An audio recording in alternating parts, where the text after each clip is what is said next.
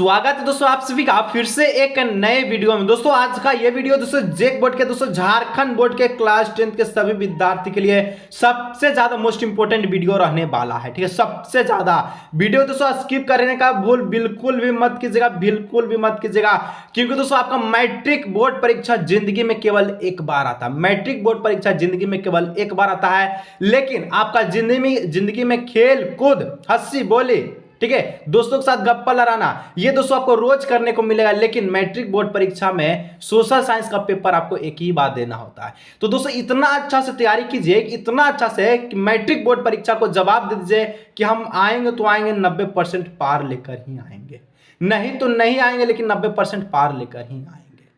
आज का ये वीडियो दोस्तों जेक बोर्ड के क्लास 10 के सभी विद्यार्थी के लिए मोस्ट इंपोर्टेंट वीडियो रहने वाला है। आज की इस वीडियो में हम लोग झारखंड बोर्ड के द्वारा ओरिजिनल क्वेश्चंस, ऑफिशियल क्वेश्चन जिसको बोलते हैं, आज की इस वीडियो में हम लोग सोल्व करने वाले हैं, जो कि 12 फरवरी के सामाजिक विज्ञान के सोशल साइंस के प्रथम पाली फर्स्ट सिटिंग में डायरेक्ट हूबहू सब प्रश्न देखने को मिलने वाला है। ठीक है, आप वीडियो को अंत तक देखिएगा। फिर से बोले दोस्तों, मैट्रिक बोर्ड परीक्षा जिंदगी में एक बार आएगा, लेकिन हंसी खुशी, ठीक है, दोस्तों के साथ गप्पे लड़ाना, यहाँ वहाँ घूमना, ये आप रोज करते होंगे, लेकिन मैट्रिक बोर्ड परीक्षा के लिए कुछ दिन पढ़ लीजिए, कुछ दिन बेहतर से बेहतर होने का तलाश कर। ठीक है, पंजीयन संख्या, पंजीयन वर्ष, रोल कोड, रोल नंबर, लिपि देवनागरी लिखना है। ठीक है, जो इंग्लिश में लिखा है रोमन, तिथि में लिखना है, जो कि 12 फरवरी लिख देते हैं। कहिएगा सर लिख का है ना, बताते हैं, दीजिए, लिख दिए 12 फरवरी 2024। ठीक है, और फिर से बोल रहे हैं प्रवेश पत्र को एग्जाम में दोस्तों ले जाना ना भूले कृपा करके, क्योंकि दोस्तों ऐसा बहुत सारा बच्चा कर जाए जो एडमिट कार्ड को नहीं ले जाता है और एग्जाम के सेंटर से बाहर कर दिया जाता है। ये सब लेके जाइएगा, ठीक है, ताकि यहाँ जो भी चीज दिया है ना, 5 का 6 का चीज सबको आपको एडमिट कार्ड से ही मिलेगा। चलिए आज के इस वीडियो में झारखंड बोर्ड के द्वारा ऑफिशियल क्वेश्चन को सोल्व करते हैं। और एक जरूरी बात, आज की इस वीडियो में हम लोग जो है ऑब्जेक्टिव प्लस सब्जेक्टिव क्वेश्चन को सोल्व करेंगे। 52 का 52 प्रश्न, 1 से 30 तक ऑब्जेक्टिव, 22 गो आपका सब्जेक्टिव, जो कि आपका 31 से 52 तक का प्रश्न है। मैप तहाक दोस्तों आज के इस वीडियो में सोल्व करेंगे 80 में 80। ठीक है, चलिए आज के इस वीडियो को शुरू करते हैं। सपोर्ट बनाए रखिएगा, सब्सक्राइब नहीं किया सब्सक्राइब कीजिएगा, दोस्तों के साथ शेयर जरूर कीजिएगा। ठीक है, चलिए वीडियो को शुरू करते हैं। तो चलिए दोस्तों फाइनली वीडियो को शुरू करते हैं। ठीक है, एक एक प्रश्न को दोस्तों घोल करके पी जाइए। इस बार दोस्तों 12 फरवरी में तहलका मचाने से कोई नहीं रोक सकता है। ठीक है, 90% पार लाने से। पहला प्रश्न है, 1830 की क्रांति के बाद फ्रांस में किस प्रकार का शासन स्थापित हुआ?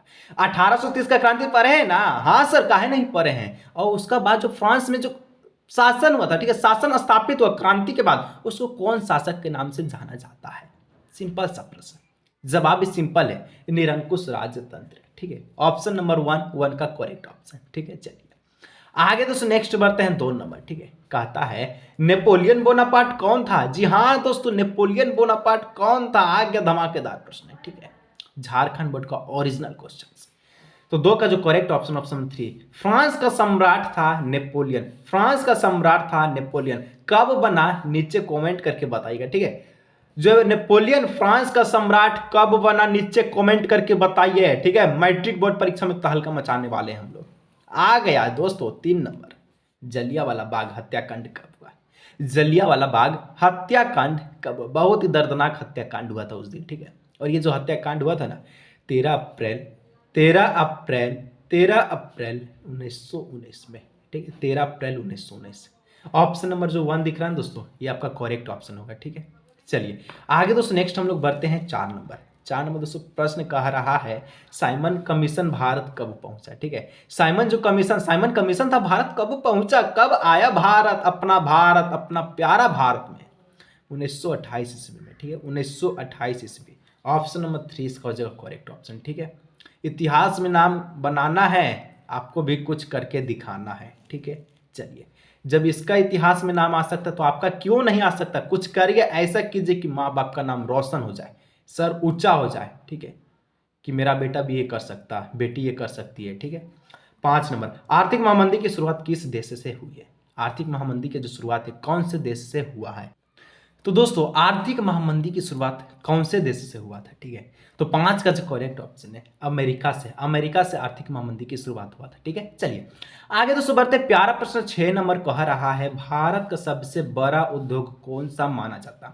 भारत का दोस्तों सबसे बड़ा उद्योग कौन सा माना जाता है? लोह एवं इस्पात उद्योग, लोहा इस्पात उद्योग जिसको कहते हैं। ऑप्शन नंबर 6 का 2 हो जाएगा। ठीक है, चलिए आगे दोस्तों नेक्स्ट हम लोग बढ़ते हैं। तो 7 नंबर प्यारा सा प्रश्न है, मार्टिन लूथर कौन था?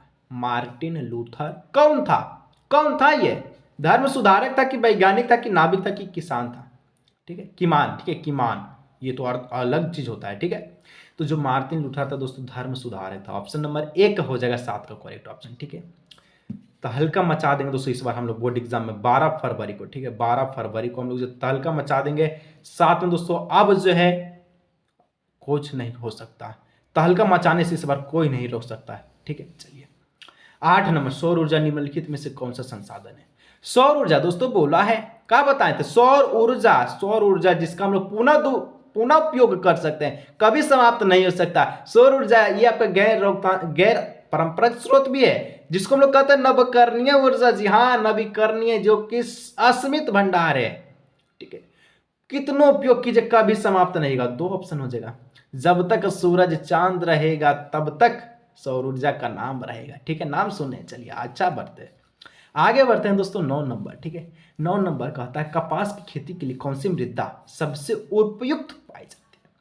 कपास की खेती के लिए, कपास याद आया? कपास गुजरात में सबसे ज्यादा कौन सा मिट्टी पाया जाता है? गुजरात में सर काली मिट्टी बोले या काला मृदा बोले, यानी कि ऑप्शन नंबर 1 काली मृदा पे कपास का खेती होता है। चलिए आगे दोस्तों नेक्स्ट बढ़ते हैं।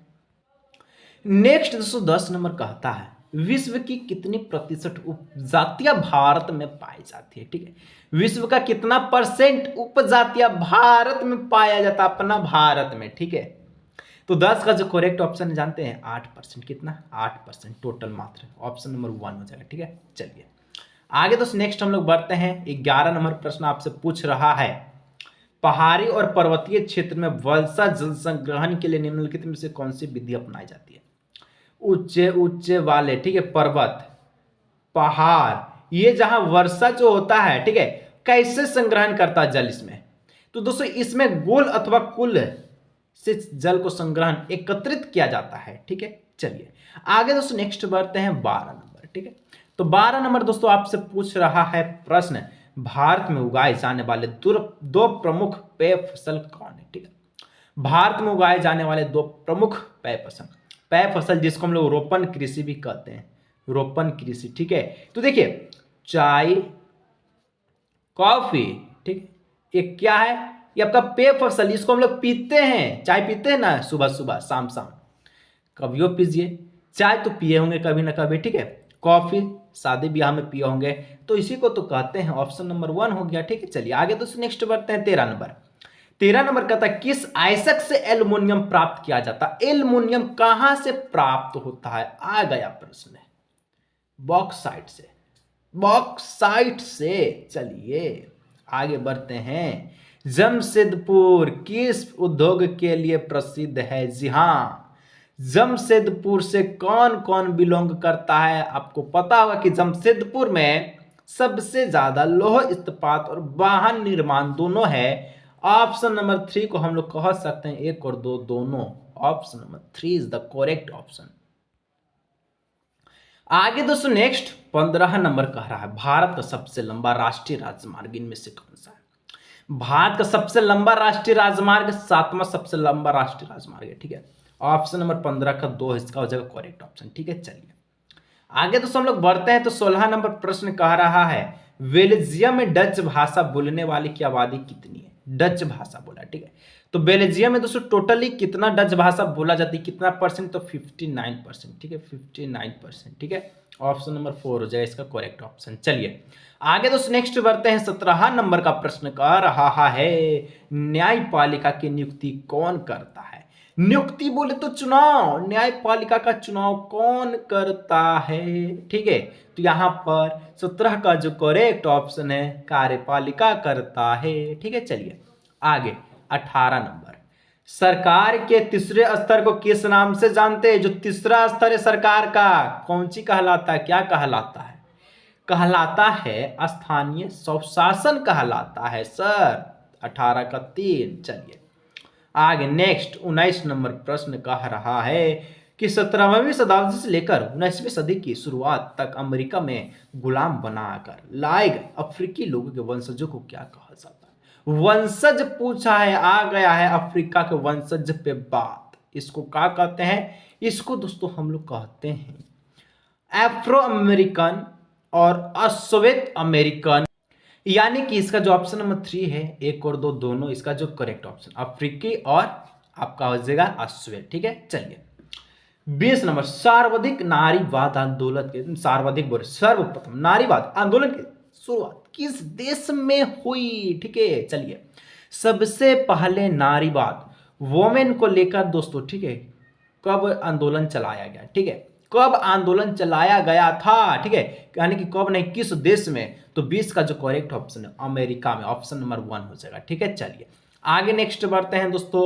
21 नंबर प्रश्न कहा रहा है, ठीक है, कि नेपाल के किस राजा ने 2005 में जनता द्वारा निर्वाचित सरकार को भंग कर दिया? नेपाल के कौन सा राजा, जनता के द्वारा जो राजा चलाया गया था, ठीक है, नेपाल के कौन सा राजा 2005 बोला है, ठीक है, जो कि जनता के द्वारा निर्वाचित सरकार था, चुना गया, उसका भंग कौन किया? राजा ज्ञानेंद्र। बहुत ज्ञान था इसका प्रश्न, इसलिए भंग कर दिया हुआ। चलिए याद रखते हैं हम लोग भी। आगे बढ़ते हैं 22 नंबर। भारतीय जनता पार्टी का मुख्य प्रेरक सिद्धांत क्या है? सबका दोस्तों अलग अलग सिद्धांत होता है। इसका सिद्धांत सांस्कृतिक राष्ट्रवाद का, ठीक है, सबको लेकर चलो, तो ऑप्शन नंबर 3 हो जाएगा इसका करेक्ट ऑप्शन। चलिए आगे हम लोग बढ़ते हैं तो 23 नंबर प्रश्न कहा रहा है, व्यक्ति की गरिमा और स्वतंत्रता को सुरक्षा रखने के लिए सबसे अच्छी सरकार कौन है? व्यक्ति की गरिमा और स्वतंत्रता को सुरक्षित रखने के लिए सबसे अच्छी सरकार कौन है? ऑप्शन सुनिए, तानाशाही, राजतंत्र, लोकतंत्र, इनमें से कोई नहीं। अब बात करते हैं व्यक्ति की गरिमा को, तो हम लोग जब भी जानते हैं तो ऐसा जो सरकार होता है केवल लोकतंत्र में ही देखने को मिलता है। जो व्यक्ति की गरिमा व्यक्ति की बात के लिए, जनता की पब्लिक जनता की बात के लिए कहता है, लोकतंत्र कहलाता है। ठीक है option number 3 is the correct option, question number 23। ठीक है चलिए आगे दोस्तों हम लोग नेक्स्ट बढ़ते हैं। 24 नंबर कहता है, भारत के किस राज्य में गरीबी का प्रतिशत सबसे अधिक है? ठीक तो दोस्तों 24 का जो करेक्ट ऑप्शन है छत्तीसगढ़, इसका हो जाएगा करेक्ट ऑप्शन। ठीक है बिहार है, लेकिन बिहार से पहले छत्तीसगढ़ आता है, उसके बाद झारखंड है, ठीक है, उड़ीसा, ठीक है, लेकिन सबसे ज्यादा है छत्तीसगढ़। ठीक है चलिए अब दोस्तों 25 नंबर, स्कूल में शुद्ध उपस्थिति, शुद्ध बोला है, अशुद्ध वाला नहीं है, शुद्ध वाला उपस्थिति अनुपात की गणना के लिए बच्चों को किस वर्ग में शामिल किया गया है? ठीक है कौन से वर्ग में? तो बच्चों को दोस्तों 14 से 15 वर्ष के बच्चों के जो भी 14 से 15 वर्ष के हैं, ठीक है, उसको शामिल किया गया है। ठीक है तो ऑप्शन नंबर 4 इसका हो जाएगा करेक्ट ऑप्शन, 14 से 15। ठीक है आगे दोस्तों नेक्स्ट बढ़ते हैं तो 26 नंबर का आता है, उत्पादन, ठीक है, और उपभोक्ता के बीच संबंध कौन स्थापित करता है? ठीक है उत्पादन और उपभोक्ता के बीच जो है संबंध कौन स्थापित करता है?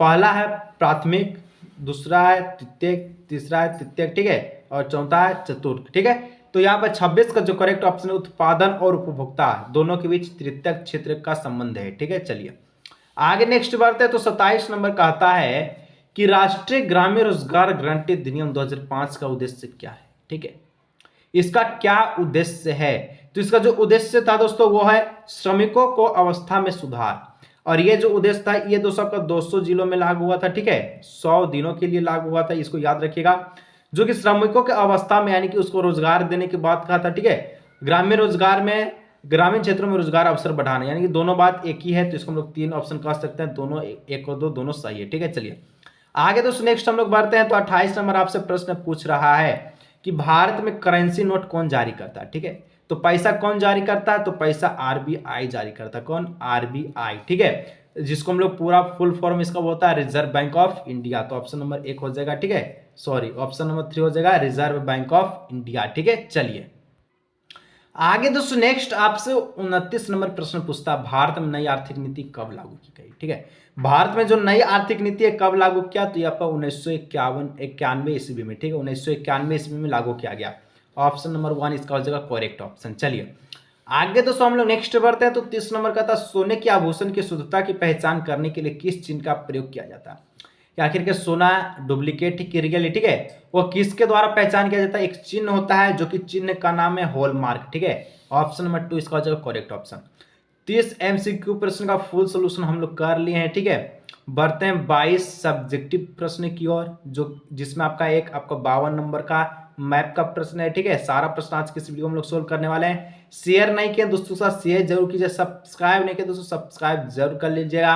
आगे का बोर्ड एग्जाम अभी बाकी ही है। ठीक है, चलिए तो चलिए दोस्तों सब्जेक्टिव स्टार्ट हो चुका है। ठीक है, सबसे पहले ध्यान रखिए, सबसे पहले आपको अति लघुत्तरीय प्रश्न पूछेगा। ठीक है, प्रश्न संख्या 31 से लेकर 38 तक का जो प्रश्न रहेगा अति लघुत्तरीय रहेगा।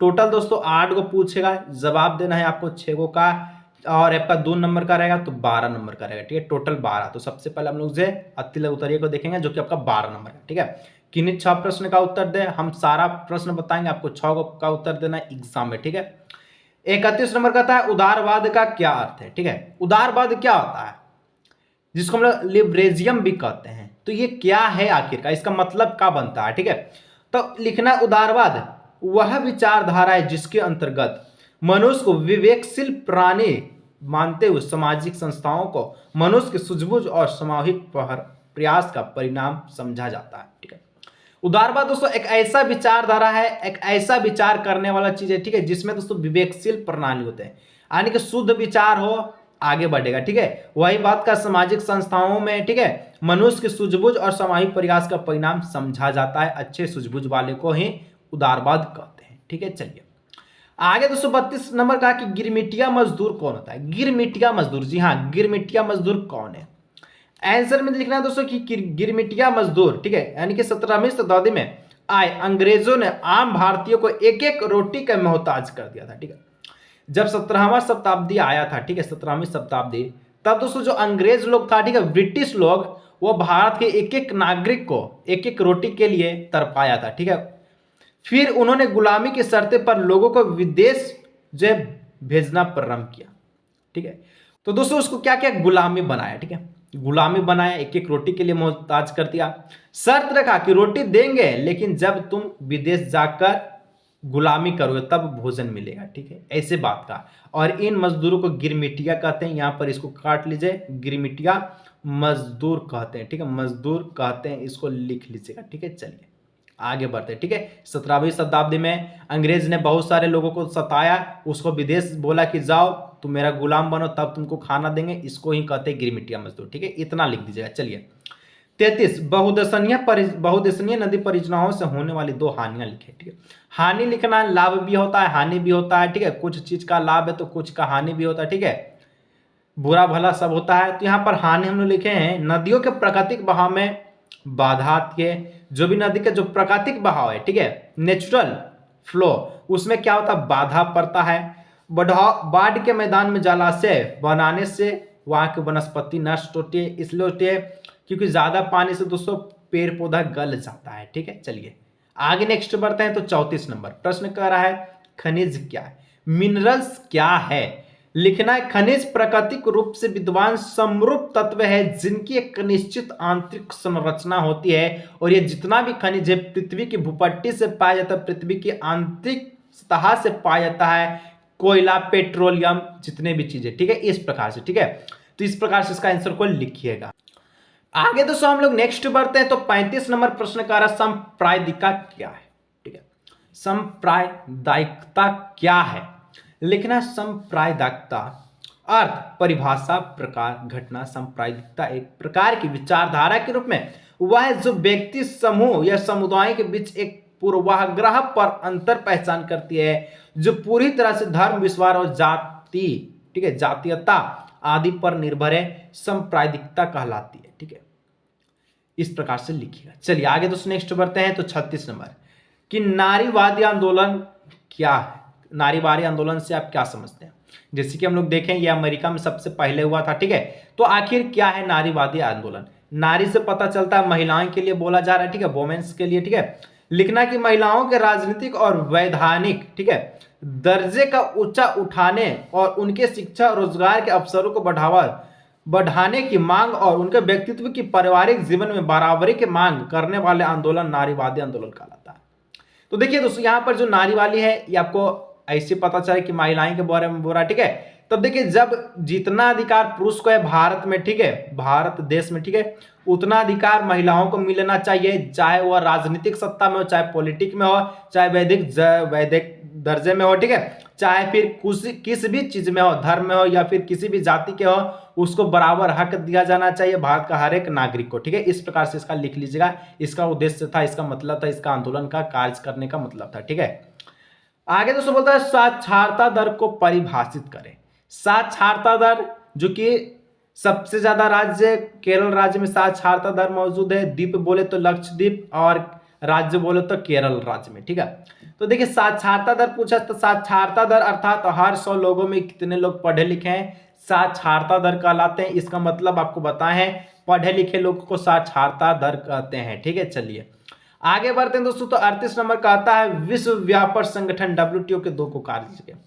सबसे पहले याद जानिए कि WTO का संगठन कब हुआ, तो 1995 में दोस्तों विश्व व्यापार संगठन हुआ था। अब इसके 2 को कार्य लिखना है, जब 1995 में हुआ था, ठीक है। तो विश्व व्यापार संगठन WTO के किन्हीं 2 को कार्य लिखें, ठीक है। 2 को कार्य है। पहला, यह स्वतंत्र अंतरराष्ट्रीय व्यापार को बढ़ावा देता। यह स्वतंत्र अंतरराष्ट्रीय व्यापार को क्या करता है, बढ़ावा देता है। इसका वैधानिक अस्तित्व है, यानी कि इसका कुछ ना कुछ अस्तित्व है, ठीक है। और ये अंतरराष्ट्रीय व्यापार जो भी मान के चलिए ये इंडिया है, तो इंडिया दोस्तों अपना निर्यात करता है अमेरिका में, तो यहाँ से यहाँ जो निर्यात गया जिसको हम अंतरराष्ट्रीय स्तर पर मानते हैं, क्योंकि देश से विदेश जा रहा सामान, ठीक है, देश से विदेश जा रहा है तो इसको अंतरराष्ट्रीय माना जाता है और इसमें विश्व व्यापार संगठन का प्रमुख कार्य होता है, ठीक है। चलिए दोस्तों, अब आ चुका है लघु उत्तरीय प्रश्न। टोटली पूछेगा प्रश्न इसमें 8 गो, जवाब देना है 6 गो, लाना है 3 नंबर, 6 तिहाई 18 नंबर, 18 नंबर का रहेगा। 150 वर्ड में लिखना है आंसर को, ठीक है। चलिए लिखना क्या है, प्रश्न पूछता है जलियांवाला बाग हत्याकांड पर संक्षिप्त नोट लिखें कि जलियांवाला बाग कब हुआ था, क्यों हुआ था, कैसे हुआ था, इसमें क्या क्या हुआ था, ठीक है। सारा चीज यहां पर लिखें, वही बात को कहते हैं संक्षिप्त नोट लिखे, वर्णन करें, टिप्पणी करें, ठीक है, मतलब एक ही है। तो जलियांवाला बाग हत्याकांड 13 अप्रैल 1919 को अमृतसर के जलियांवाला बाग में एक जनसभा आयोजित करने की घोषणा की गई। देखिए, जो जलियांवाला बाग जो हत्याकांड हुआ था, ठीक है, ये 13 अप्रैल 1919 के अमृतसर में हुआ था, जो कि जलियांवाला बाग में एक जनसभा आयोजित करने की घोषित, जनसभा को लेकर हुआ था दोस्तों, ठीक है, लोगों को लेकर हुआ था। अब लोग वहां पर एकत्रित हुआ, जब जनसभा हुआ तो जनसभा में आयोजित मतलब कि लोगों को बुला रहा है, लोगों को इकट्ठा कर रहा है। जब लोग हजारों की संख्या में इकट्ठा हुए तो वहां पर जो वहां जनरल डायर वख्तरबंद गाड़ियां तथा सेना के साथ पहुंच गए, ठीक है। जो था दोस्तों जनरल डायर वख्तरबंद, जो कि क्या क्या गाड़ी को लेकर, ठीक है, अपने अपने गाड़ी कार्स को लेकर, ठीक है, और सेना के साथ पहुंचा। कहां पहुंचा, जहां जनसभा हो रहा था, कहां हो रहा था, अमृतसर में हो रहा था, ठीक है। तब उसने बिना किसी चेतावनी के निहत्थे व शांतिमय लोगों पर गोलीबारी का आदेश दे दिया। अब देखिए, जब जनसभा हुआ, लोग जुटा अमृतसर में, वहां पर डॉक्टर बोले जनरल डायर आ गया, बहुत सारे गोलीबारी करने लगा, जहां पर ऐसे ऐसे लोग मरे जिसका कुछ नहीं, इसमें कुछ हक नहीं था। जो निहत्थे थे, कुछ तलवार उलवार नहीं लिए थे, ठीक है, जो शांतिमय से आए थे वो उस निकेतन में, ठीक है, उस जनसभा में देखने के लिए एकत्रित हुए, उस पर गोलीबारी किया गया। मरने वाले भारतीय की संख्या बहुत अधिक हो गई। अब देखो यहाँ पर बोरा हजारों की संख्या में, तो हजारों की संख्या में ऑब्वियसली बहुत ज्यादा लोग होगा, ठीक है, उसी बात को है। ऐसे करने के पीछे जनरल डायर का उद्देश्य दैनिक प्रभाव पैदा करना या सत्याग्रही लोगों के, ठीक है, मनों में आतंक तथा भय की भावना, ठीक है, भय की भावना बढ़ना था। मतलब कि गोली से फायरिंग क्या कि उसके प्रति सब कोई डर सके, ठीक है। इसके लिए इतना भारी संख्या में निर्दोष लोगों की हत्या के कारण गांधी जी ने असहयोग आंदोलन निकाला, जो कि 1942 में निकला था, ठीक है, असहयोग आंदोलन, ठीक है। जलियांवाला बाग 1919 में, असहयोग आंदोलन 1942 में, याद रखिएगा, ठीक है। आगे बढ़ते हैं 40 नंबर, कहता है ब्रिटेन वुड समझौता कब हुआ, ठीक है। ब्रिटेन वुड समझौता दोस्तों कब हुआ आपसे पूछा है। देखिए कब कब नहीं क्या अर्थ है, ठीक है, इसका मतलब क्या होता है। तो इसका उद्देश्य औद्योगिक विश्व में आर्थिक स्थिति स्थिरता तथा पूर्ण रोजगार को बनाए रखना है। ब्रिटेन वुड्स में क्या होता है ना कि अपना रोजगार में जो भी स्थिति चल रही है इको में, ठीक है, इकोनॉमिक्स, उसको हमेशा बढ़ाओ, उसको ऊपर ही लेके चलो, ठीक है, नीचे मत गिराओ, ठीक है। रोजगार को तुम ऊपर बनाए रखो, इसके लिए राष्ट्रीय मुद्रा तथा मौद्रिक व्यवस्था का अंतर्राष्ट्रीयकरण किया जाता है, ठीक है, इस प्रकार से। चलिए आगे दोस्तों नेक्स्ट आपसे पूछ रहा है कि भारत में लौह अयस्क के किन्हीं 3 वितरण के नाम लिखे। लौह अयस्क कहाँ कहाँ एफी लोहा पाया जाता है, ठीक है, 3 गो जगह के नाम बताना, 3 गो क्षेत्र के नाम बताना है, ठीक है। तो दोस्तों आंसर में लिखिएगा भारत में लौह अयस्क 50% भंडार झारखंड राज्य के सियम्बून जिले तथा उड़ीसा राज्य के कोयंझर, बोनाई, सुंदरगढ़ और मयूरभंज जिले में स्थित है, ठीक है। देखिए कोयला कहाँ कहाँ है, कोयला बोरा लोहा ऐसे कहाँ कहाँ है, तो झारखंड का एक राज्य है सियम्भूम, ठीक है, और एक उड़ीसा हो गया, ठीक है, एक आपका कोयलक्षर हो गया, एक आपका बोनाई, सुंदरगढ़, ठीक है, मयूरभंज में जिले में पाया जाता है, ठीक है, इस प्रकार से लिख लीजिएगा। चलिए आगे बढ़ते हैं। तो 42 नंबर प्रश्न पूछ रहा है कृषि आधारित उद्योग और खनिज आधारित उद्योग में अंतर स्पष्ट कीजिए, ठीक है, उदाहरण सहित। जो कि कृषि के द्वारा उद्योग तैयार किया जाता है और खनिज आधारित उद्योग, इन दोनों में का अंतर है, ठीक है। तो कृषि आधारित उद्योग वे उद्योग है जो कच्चे माल के पूर्ण रूप में, कच्चे माल के रूप में वनस्पति और जंतु आधारित उत्पादों का प्रयोग करता है, ठीक है। कृषि आधारित उद्योग क्या है, जो कच्चे माल को रूप में जो है क्या करता है, वनस्पति और जंतु आधारित उत्पादों का प्रयोग करता है, ठीक है। चलिए खनिज आधारित उद्योग वे है जो खनिज अयस्कों का प्रयोग कच्चे माल के रूप में या प्राथमिक उद्योग में करता है। खनिज जो है मिनरल्स, जो कि आपका ये प्राथमिक क्षेत्र के लिए काम करता है, जो कि प्राथमिक क्षेत्र कृषि, और कृषि या क्या करता है, तो इस रूप में ये कच्चे माल को उत्पादन करता है जो वनस्पति और जंतु के लिए आधारित होता है, ठीक है। चलिए आगे बढ़ते हैं। तो 43 नंबर कहता है लोकतंत्र के बारे में प्रश्न है, लोकतांत्रिक व्यवस्था की किन्हीं 2 चुनौतियों का लिखें। अगर लोकतंत्र में कोई व्यवस्था है लागू है तो उसके 2 चुनौती क्या क्या है, ठीक है, जो कि घोर अभाव है, तो शिक्षा का अभाव, मतलब दोस्तों भारत में शिक्षा की कमी है, ज्यादातर लोग अशिक्षित है, ठीक है। फलस्वरूप जनता प्रजातंत्र का महत्व नहीं समझती है। यहां पर आपसे पूछा गया है कि लोकतंत्र की व्यवस्था पे 2 चुनौती है, 2 चुनौती अपने मन से भी लिख सकते हैं। हम लिखे शिक्षा का अभाव, आर्थिक असमानता। शिक्षा का अभाव इसलिए क्योंकि अगर पढ़े लिखे लोग रहेंगे तो लोकतंत्र को महत्व समझ पाएंगे, जो भी कानून नियम लागू हुआ होगा, जो भी सूचनाएं आ रही है, ठीक है, उसके बारे में जानकारी एकत्रित कर सकता है। अगर कोई पढ़ा लिखा नहीं है तो कुछ ना पढ़ सकता ना लिख सकता है, तो जो भी सरकार के द्वारा योजनाएं चलाई जाएगी उसका वो जो फायदा नहीं उठा पाएगा। यह लिखे उससे अपने अधिकारों कर्तव्यों की सही जानकारी नहीं होने के कारण सरकार के काम में दिलचस्पी नहीं ले पाती, वही बात लिख दी है, ठीक है। दूसरा में लिखना है आर्थिक असमानता। भारत में आर्थिक असमानता बड़े पैमाने पर, कुछ लोग अमीर है, अधिकतर लोग गरीब है, ठीक है। अमीर और गरीब ये 2 जाति होता है, ठीक है, जो कि बहुत भयंकर होता है। अमीर जितना अमीर हो जाता है, गरीब गरीब ही रह जाता है, ठीक है, इस प्रकार से। चलिए दोस्तों यहाँ पर नेक्स्ट बोलता है बहुदलीय व्यवस्था पर संक्षेप में लिखे।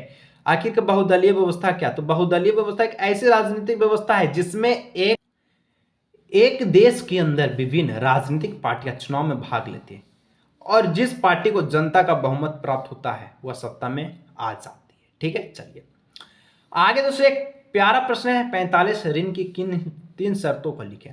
यदि आप ऋण ले रहे हैं, कर्ज ले रहे हैं, ठीक है, कोई भी व्यक्ति कर्ज लेता है, ठीक है, तो उसको किन किन बातों को फॉलो करना चाहिए। तो ऋण लेने के लिए निम्नलिखित शर्तें को बात को शामिल में किया जाता है। ब्याज दर, समर्थक ऋण, आवश्यक कागजात। ब्याज दर, इतना पैसा मान के चलिए आप 10,000 रुपये ऋण ले रहे हैं ना, तो आपको इतना ब्याज देना होगा। समर्थक सक्षम है ना इसका ब्याज देने में, ऋण चुकाने में, तब आवश्यक कागजात, आधार कार्ड, वोटर कार्ड, ठीक है, पैन कार्ड, भारत के निवासी है ना, बस यही 3 बात याद रखिएगा। चलिए 46 नंबर कहता है उपभोक्ता संरक्षण परिषद उपभोक्ता है कि किस प्रकार मदद करता है, किन्हीं 3 तरीकों का उल्लेख करें, ठीक है। देखिए यहां पर लिखे हैं उपभोक्ता संरक्षण परिषद निम्नलिखित तरीकों से उपभोक्ताओं की मदद करता है। वे पहला, वे उपभोक्ताओं को उपभोक्ता अदालत में मानने जो दायर करने के तरीके के बारे में मार्गदर्शन करता है, जो भी उपभोक्ता है, जो भी चल रहा है, ठीक है। चलिए कई अवसरों पर वे उपभोक्ता अदालतों में व्यक्तिगत उपभोक्ता का प्रतिनिधित्व करता है, चुनाव करता है, और वे लोगों में जरूरतमंद भी पैदा हो जाते हैं, ठीक है। चलिए आगे दोस्तों हम लोग नेक्स्ट बढ़ते हैं। यहाँ से दीर्घ उत्तरीय प्रश्न स्टार्ट हो चुका है, जिसको हम लोग लॉन्ग आंसर टाइप क्वेश्चंस कहते हैं। ठीक है, चलिए। तो यहाँ पर दोस्तों कहता है टोटल 6 का प्रश्न पूछेगा। लास्ट वाला तो एक आपका मैप से संबंधित है। ठीक है, तो यहाँ पर आपको 4 को पूछेगा। ठीक है, यानी कि 4 का जवाब देना है। अगर आप मैप को दीजिएगा, इंडिकेट कीजिएगा, मैप में इंक्लूड होइएगा, तो प्रश्न उत्तर तीनों को लिखिएगा, मैप को दे दीजिए, 4 को हो जाएगा। और ये आपको मिलता है 5 नंबर का, तो ये आपको 20 नंबर का प्रश्न रहने वाला है। ठीक है, सबसे ज्यादा मार्क्स का, 250 शब्द में भी लिखना है। ठीक है, चलिए। तो मुद्रण संस्कृति ने भारत में राष्ट्रवाद के विकास में क्या मदद की? मुद्रण संस्कृति ने भारत के राष्ट्रवाद में विकास में काफी मदद की। सरकार की दमनात्मक नीति के बावजूद भारत में राष्ट्रवादी समाचार पत्रों की संख्या दिनों दिन बढ़ती ही गई। समाचार पत्रों के माध्यम से सरकारी कुशासन नीतियों का पर्दाफाश किए जाने लगा। और ये समाचार पत्र एक ऐसा चीज है, ठीक है, मीडिया एक ऐसा चीज है दोस्तों जो सब चीज दिखा देता है। ठीक है, मीडिया से बचकर रहना चाहिए। चलिए, 48 ईस्ट इंडिया कंपनी ने भारतीय बुनकरों से सूती और रेशमी कपड़े के लिए नियमित आपूर्ति सुनिश्चित करने के लिए क्या किया? जो ईस्ट इंडिया कंपनी है, ठीक है, वो भारतीय बुनकरों, जो भी बुनकरों जो सूती और रेशमी का प्रयोग करता था कपड़ा बनाने के लिए, ठीक है, तो उसका नियमित आपूर्ति सुनिश्चित करने के लिए क्या किया? यहां पर लिखना है कि ईस्ट इंडिया कंपनी ने भारतीय बुनकरों से सूती और रेशमी कपड़े की नियमित आपूर्ति सुनिश्चित करने के लिए कई कदम उठाया। ठीक है, जिसमें से कंपनी ने बुनकरों पर सीधा नियंत्रण बनाना शुरू किया।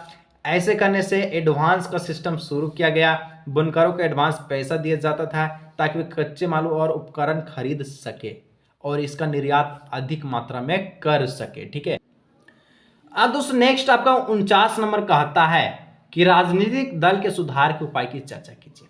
जो भी राजनीतिक दल में आता, पॉलिटिक में आता, उसको क्या क्या करना चाहिए उसको सुधार के लिए। ठीक है, राजनीतिक दल के सुधार के उपाय। पहला, राजनीतिक दल के सुधार के आंतरिक मामलों को विखंडित करने के लिए कानून बनाना जाना चाहिए। ठीक है, अगर कुछ मामला होता है तो उसके लिए कानून आवश्यक होना चाहिए। राजनीतिक शास्त्र के लिए अपने सदस्यों का एक रजिस्टर कर रखना अनिवार्य है कि हम राजनीतिक में घुस चुके हैं। राजनीतिक शास्त्र के लिए आवश्यक है कि महिलाएं जनजाति को, ठीक है, न्यूनतम संख्या में लगभग 1/3 अपनी टिकट दें। कम से कम 1/3 टिकट महिलाओं को भी दें, महिलाओं को भी लड़ने दें। ठीक है, चलिए। चौथा लिखना है, जापान में महिलाओं के लिए कोटा में वैधानिक निर्णय लेने की आवश्यकता है। ठीक है, इस प्रकार से इसका उत्तर को लिखिएगा। चलिए दोस्तों, लास्ट 3 और प्रश्न है। ठीक है, देख लीजिए। 80 नंबर का दोस्तों प्रश्न है, तहलका मचाने से कोई नहीं रोक सकता है। अब दोस्तों सामाजिक विज्ञान में आप जो है बिल्कुल अंदाज में अपना आ चुके हैं। ठीक है, चलिए। और 12 फरवरी सामाजिक विज्ञान याद रखिएगा दिन। ठीक है, 50 सार्वजनिक क्षेत्र किसी राज्य के आर्थिक विकास में कैसे योगदान करता है? सार्वजनिक मतलब देखिए, वर्ड आता सार्वजनिक, सार्वजनिक मतलब सबके लिए। निजी क्षेत्र, एक वर्ड आता कहाँ गया, निजी, कहाँ गया, तो किसी राज्य में आर्थिक विकास में कैसे योगदान देता है। ठीक है, सार्वजनिक जो क्षेत्र है, कोई सा भी राज्य में आर्थिक विकास के लिए कैसे योगदान देता है, सार्वजनिक सबके लिए होगा। ये तो बात क्लियर है, तो इसी लिखे किसी देश के आर्थिक विकास में सार्वजनिक क्षेत्र में निम्नलिखित प्रकार का योगदान है। बुनियादी संरचना के निर्माण एवं विस्तार द्वारा यह तीव्र आर्थिक विकास की प्रेरित करता है।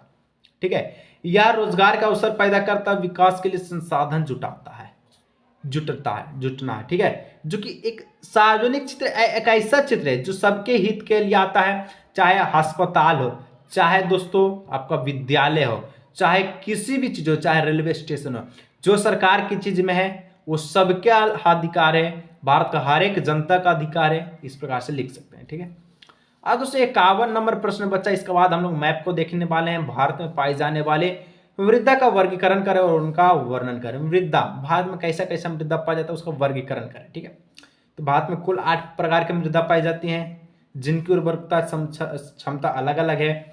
जिनमें से जलोढ़ मिट्टी है, काली मिट्टी है, लाल और पीली मिट्टी है, जंगली मिट्टी है, मरु मिट्टी है, लेटराइट मिट्टी है, ठीक है, नमकीन मिट्टी है और पिट शामिल है। तो ये सब जो मिट्टी है इसके बारे में एक एक पॉइंट, 2-2 पॉइंट लिख सकते हैं। ठीक है, आराम से अगर लिखना है तो दोस्तों जलोढ़ मिट्टी का है। जलोढ़ मिट्टी 2 प्रकार की मृदा होता है, खादर भांगर मिट्टी, ठीक है, जो कि एक नई और एक पुरानी मिट्टी के प्रकार होते हैं। काली मिट्टी का ऐसा मिट्टी है जिसके में कपास की खेती अधिक मात्रा में की जाती है। ठीक है, जो कि आपको गुजरात में ज्यादा पाया जाता है। इस प्रकार से आप लिख सकते हैं मिट्टी का प्रकार। दोस्तों मिट्टी तो आप मिट्टी पर ही पैदा हुए हैं, तो मिट्टी के बारे में आप आराम से चीजें लिख सकते हैं। तो चलिए दोस्तों, ये आपका लास्ट मैप से संबंधित प्रश्न है और यहां तक पहुंच के दोस्तों सब्सक्राइब नहीं किए जरूर सब्सक्राइब कीजिए। ठीक है, कहता है मानचित्र को पढ़कर दिए गए नाम चिन्हित क्षेत्रों के सामने लिखिए। नवेली, कोयला, Jharia Raniganj, Digboi, Mumbai High, Singareni. Read the map and write given located area name Neyveli coal mine, Jharia Raniganj, Digboi, Mumbai High, Singareni. ये जो आपका मैप दिया गया है ना, इसमें आपको बताना है कहाँ कहाँ जो सिगरेनी है, नवेली, कोयला स्थान, झरिया कहाँ कहाँ है। ठीक है, और एक जरूरी बात, यहाँ पर जो चीज दिया गया है ये हम अपने से लिखे हैं, आपको समझाने के लिए लिखे हैं, आपको एग्जाम में नहीं दिया जाएगा। एक क्वेश्चंस रहेगा, एक मैप रहेगा, आपको उसी में बनाना होगा। ठीक है, उसके बाद आपको कुछ नहीं दिया जाएगा। तो यहाँ पर दोस्तों हम आपको बताते हैं कैसे बनाना है। ठीक है, इसको भूल जाइए, यहाँ पर कुछ नहीं लिखा। ठीक है, ये समझाने के लिए लिखे कि नवेली कोयला खान दोस्तों ये तमिलनाडु में है। नवेली कोयला खान कहाँ? तमिलनाडु में है। झरिया रानीगंज झारखंड में है। दिग्बोय आपका असम में है। मुंबई है आपका महाराष्ट्र में है। सिगरेनी आपका दोस्त आंध्र प्रदेश में है। ठीक है, तो उस प्रकार से यहाँ पर आपको मानचित्र पर इसको ड्रॉ करना है। हमेशा मानचित्र का प्रयोग पेंसिल से कीजिए। ठीक है, पेंसिल से बनाने में कीजिए ताकि कोई दिक्कत होगा तो उसकी इरेज कर सके, क्योंकि मानचित्र एक ऐसा चीज अगर पेन चलाते हैं गलती होता है पूरा नंबर काट लेगा। ठीक है, तो यहाँ पर दोस्तों चलिए हम लोग इसको लिखते हैं। नंबरिंग यहाँ पर हम लिख चुके हैं। नवेली कोयला खान तमिलनाडु में है। तमिलनाडु कहाँ है? तो तमिलनाडु यहाँ है। ठीक है, ये जो दिख रहा है ये आपका तमिलनाडु है। तो यहाँ पर क्या करना, ऐसे लाइन खींचना है और ऐसे लिखना है। ठीक है, क्या लिखना? नवेली कोयला खान। ठीक है, नवेली कोयला खान। ठीक है, इस प्रकार से यहाँ पर लिख देना। ठीक है, चलिए आगे दोस्तों नेक्स्ट है 2 नंबर। 2 नंबर में झरिया रानीगंज जो कि झारखंड में है। ये हमारा झारखंड, हम यहाँ लिखेंगे झरिया रानीगंज। ठीक है, क्या लिखना है? झरिया, ठीक है, रानीगंज, झरिया रानीगंज। चलिए लिख दिए। ठीक है, दिग्बोय असम में है। असम यहाँ है, दिग्बोय लिख दीजिए। क्या लिखना? दिग्बोय। ठीक है, इस प्रकार से लिखते चलिएगा। ठीक है, चलिए दिग्बोय हो गया। मुंबई है महाराष्ट्र में है। ये है आपका महाराष्ट्र, ऐसे दीजिए। लिखना है, क्या लिखना? मुंबई है, तो लिखना है मुंबई। ठीक है, मुंबई हाई। ठीक है, इस प्रकार से यहाँ पर लिख देना। ठीक है, चलिए आखिरी दोस्तों आपका लास्ट बच गया आपका सिगरेनी। ठीक है, जो कि आंध्र प्रदेश में। आंध्र प्रदेश चिन्ह पारिए, लिखिए सिगरेनी। तो यहाँ पर हम लोग सब चीज कंप्लीट कर चुके हैं। मैप देख लिए 5 नंबर का। ठीक है, ऑब्जेक्टिव देख लिए आपका कितना ऑब्जेक्टिव हम लोग जो 30 गो देखिए लिए। सब्जेक्टिव हम लोग देखिए लिए जो कि आपका 52 गो था। ठीक है, यानी कि 22 गो था जिसमें एक मैप है। सारा चीज देख लिया। अब ऐसा ही दोस्तों क्वेश्चन आपको एग्जाम में हुआ देखने को मिलेगा। ठीक है, तो आज की इस वीडियो को यहीं रखते हैं। ज्यादा समझ में आया तो लाइक कीजिएगा। ठीक है, दोस्तों के साथ शेयर जरूर कीजिएगा। मिलते हैं नेक्स्ट वीडियो।